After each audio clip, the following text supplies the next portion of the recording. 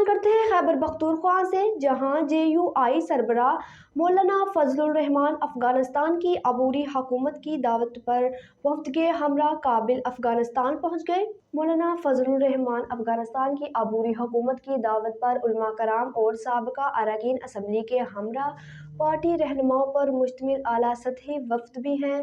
خطے سمیت امن و امان کی صورتحال پر بات چیت ہوگی۔ JUI وفد میں مولانا عبدالوسیع، مولانا اصلاح الدین، مولانا جماع الدین اور مولانا سلیم الدین شمسزائی شامل ہیں۔ وفد میں مولانا کمال الدین، مولانا ادریس، مولانا امداد اللہ اور مفتی ابرار شامل ہیں۔ JUI کے سربراہ مولانا فضل الرحمان نے کہا ہے کہ افغانستان کے دورے میں ہو سکے پاکستان اور افغانستان کے تعلقات بہتر ہوں۔ افغانستان اور پاکستان پڑوسی ہیں اور پڑوسی نہیں بدلے جاتے۔ دورے سے دونوں ملکوں کے تعلقات میں بہتری آئے گی۔ JUI وہ جماعت ہے جس نے امارات اسلامیہ کی تائید کی تھی۔ دورے کی دعوت امارات اسلامیہ نے دی ہے۔